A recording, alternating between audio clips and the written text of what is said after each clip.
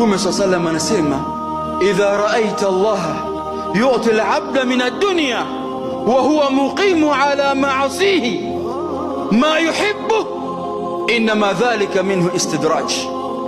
Ukimwona Allah amempa mja wake mambo mengi ya ulimwengu ya dunia na starehe za dunia, hali ya kwamba mtu yule anamuasi Allah, anapewa katika yale anayoyapenda kwenye ulimwengu, basi jua huo ni mtihani mzito kwake yeye, mzito.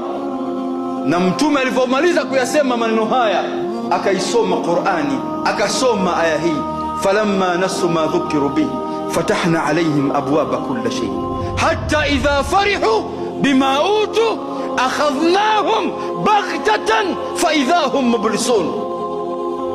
Ogopa sana, unamwasi Allah kisha anakupa.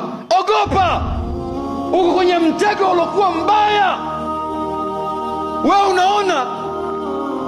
unaona neema alokuruzuku Allah ndio unaichukua kumwasi Allah. Ogopa, umefitinika wewe, zinduka. Wako wangapi leo mtu ana gari, karuzukiwa gari, ndo anabeba wanawake wanakwenda nje ya mji kwenda kufanya maasi kule? Wako wangapi Allah anawaruzuku mali, anatoka na kwenda kwenye magesti kwenda kuzini na wake mule ndani? Wako kuna watu wanalala njaa, wamekosa familia kula chakula. We Allah kakupa neema hiyo kama mtihani kwako.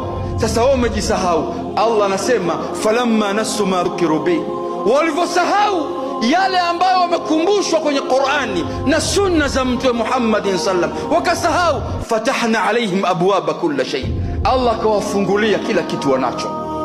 Akifanya hivi anapata mali, akifanya hivi anapata. Falamma nasu ma dhukiru bi fatahna alaihim abwaba kulli shay. Ukishapata nini kina natija? Unafurahi. Hata idha farihu bima utu, ukifurahi kwa yale waliopewa na Allah, akhadhnahum baghtatan fa idha hum mublisun.